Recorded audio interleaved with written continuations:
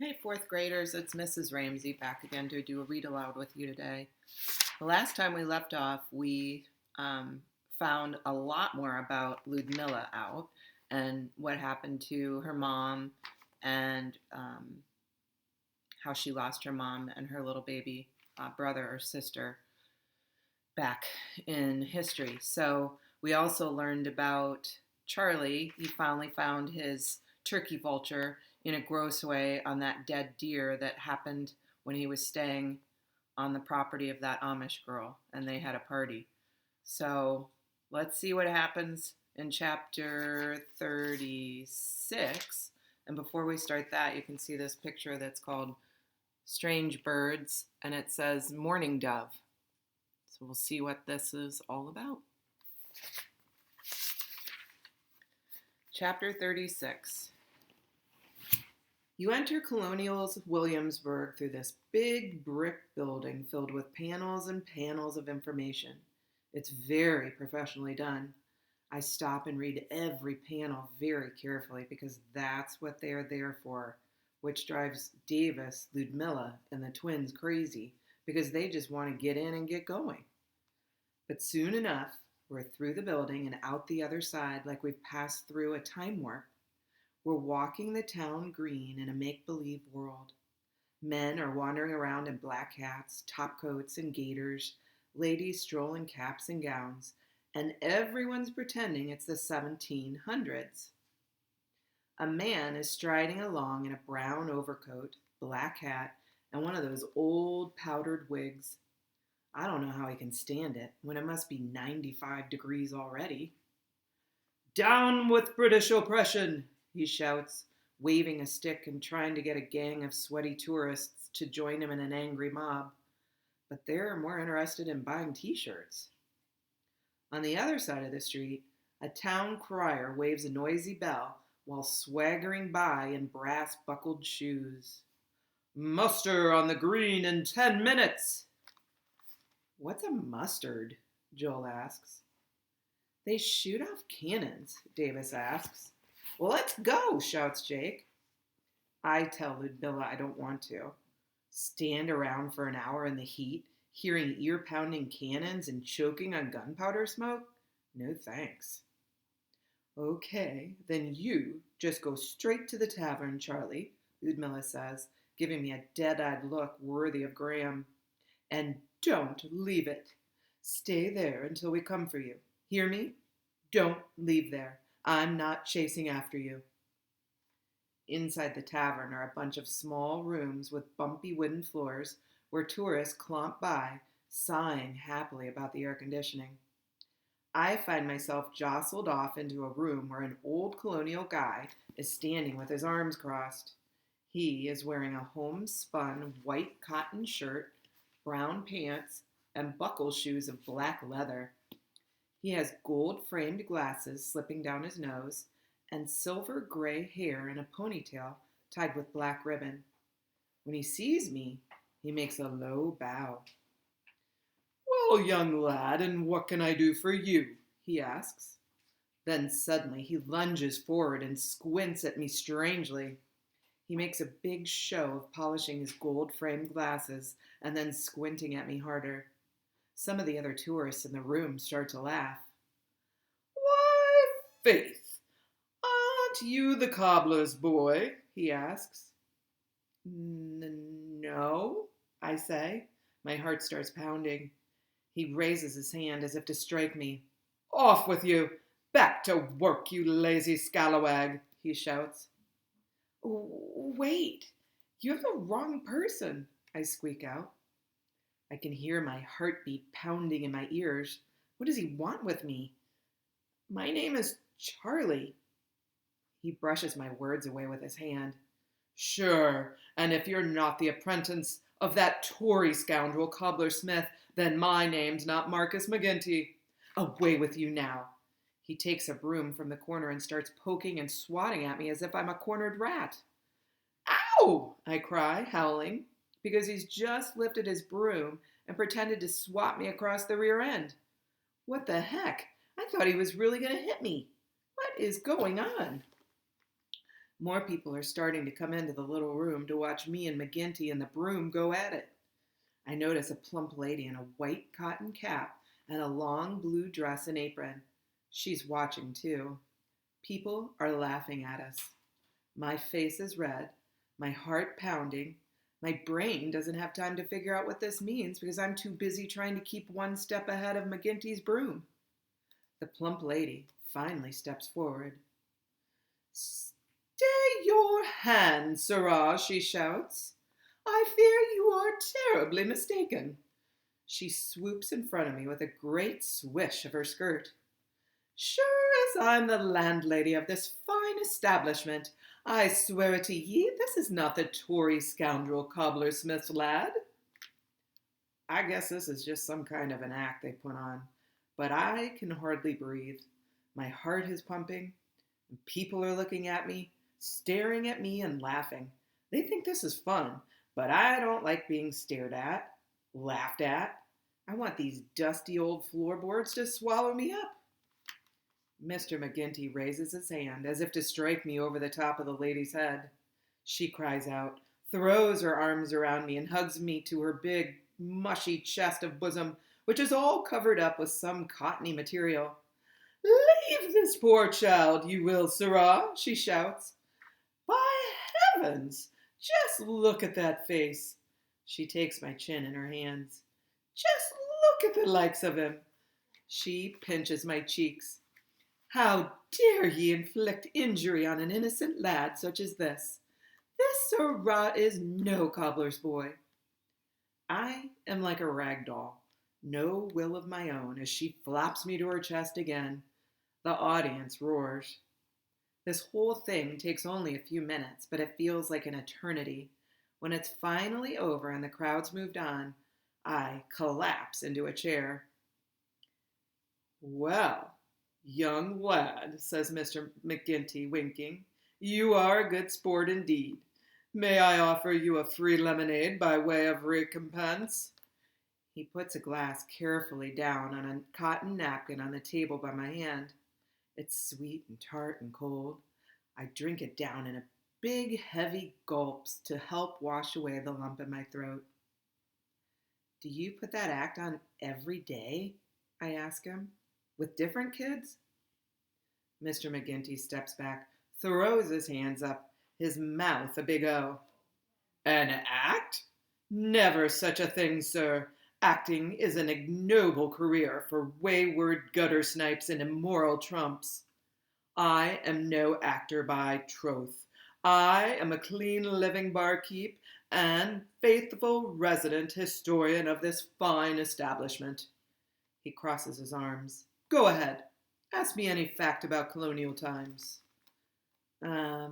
Okay. How many American rebels fought in the Revolutionary War?" He rattles off the answer like a machine. "Over 8 years of war, 1775 to 1783, it's estimated that somewhere between 217 and 250,000 soldiers rallied behind our leader George Washington, whom Congress declared our commander-in-chief in June 1775. Of those men and boys, it's estimated that a full 8,000 souls may have been killed and up to 25,000 wounded in battle. Ask me something harder." I can't think of anything right now. Then, "Swab these tables down." Is he for real? McGinty dives behind the bar and comes up with a white rag and an apron. "There's a certain way I want you to do it," he says, putting the cloth rag in my hand. "Are you right-handed? Counterclockwise. A dozen passes, no more, no less." I look out the window, longing to see Ludmilla, Davis, and the twins come up for a walk. No such luck. I wipe down tables. Tourists wander in now and then. McGinty always challenges them to a history question. They usually just ask, "When was the Revolutionary War?" or "What was the biggest battle?" He'll rattle off long answers full of battle trivia while they itch to get going. And every once in a while, if there are a lot of people around, McGinty chases me with a broom again, shouting, Earn your keep, you good-for-nothing scallywag. I am starting to actually believe I'm a lowly servant from the 1770s when that nice, plump lady finally comes back to rescue me. She takes my apron and dish rag and says, "You've been a wonderful sport, kiddo, but I'm springing you now." Marcus means well, but he gets a little carried away. Not many boys your age would have stuck with him for so long. "About McGinty," I ask. "Does he really think it's the 1770s? He acts like it." "Well, he gets so into character, I think sometimes he does," she laughs. "But that's because he's, well, kind of a strange bird. You'll have to forgive him.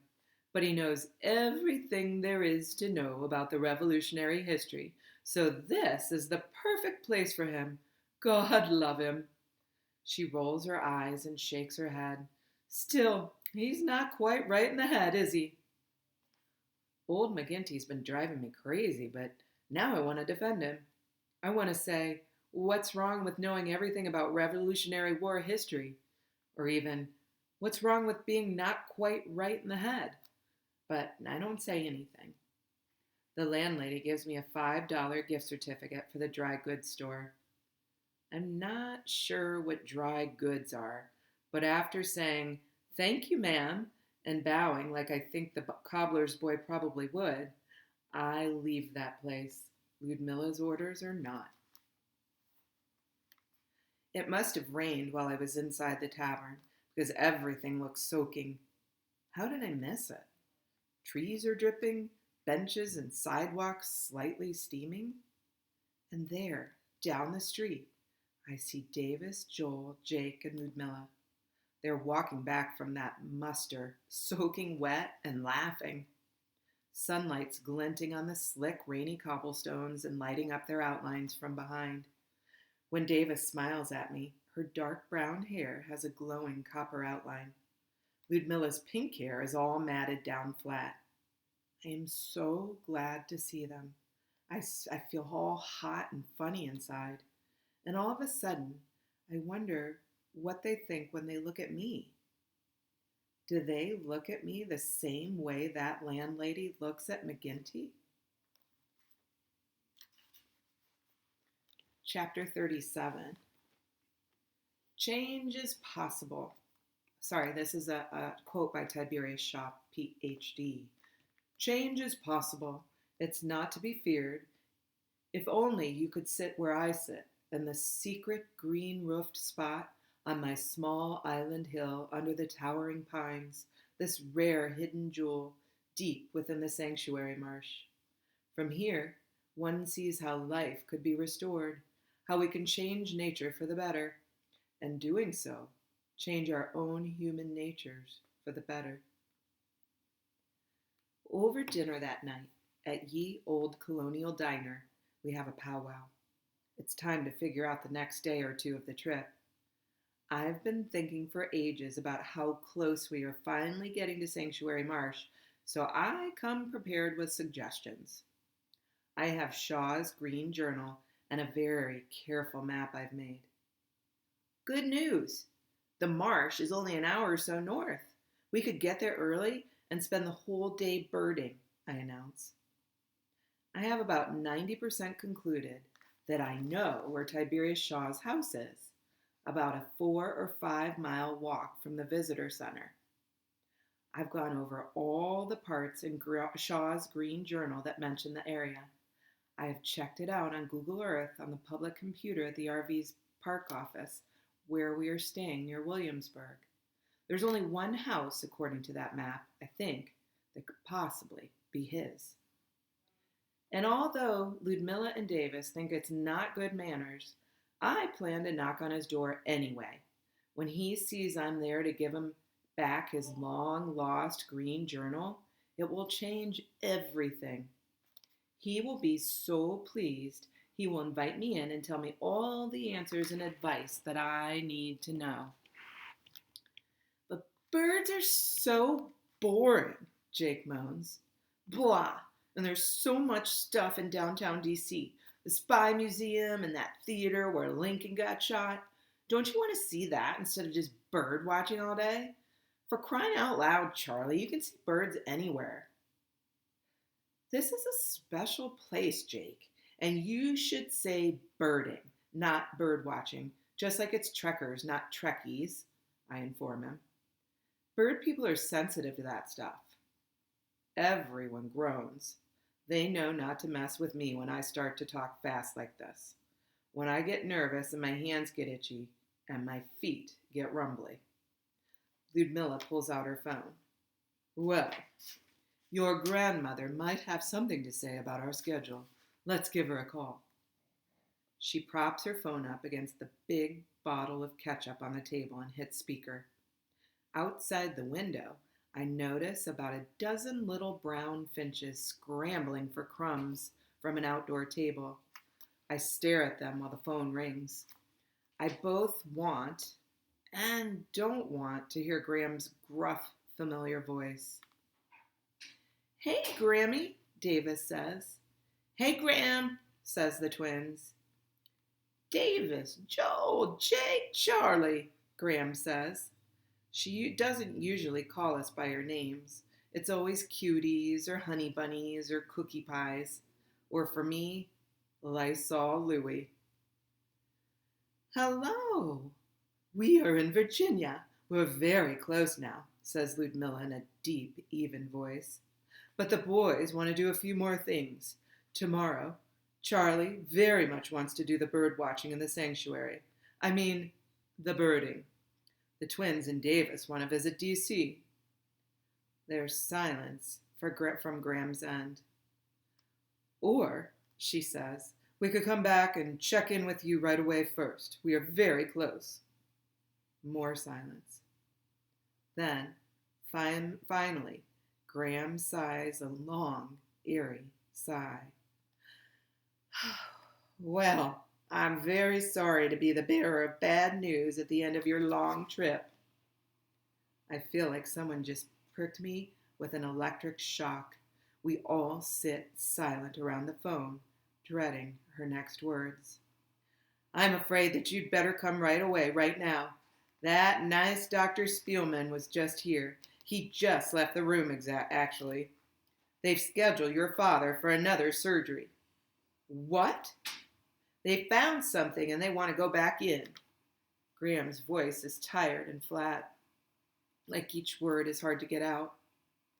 Go back in, to my dad's head, to his brain, to what makes him, him.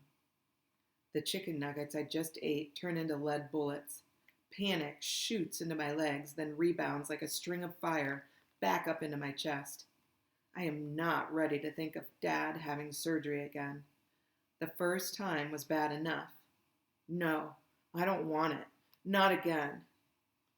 Davis's face looks pale. She is nibbling on a strand of her brown hair from her ponytail, something Graham always yells at her for doing. The twins are sitting very still. Ludmilla says, we can come to you right now. No, don't worry. That's more hullabaloo than I can deal with tonight. Get a good night's sleep and be at the hospital by 7. It's going to be a long day tomorrow. Ludmilla turns off the phone and quietly puts it in her bag.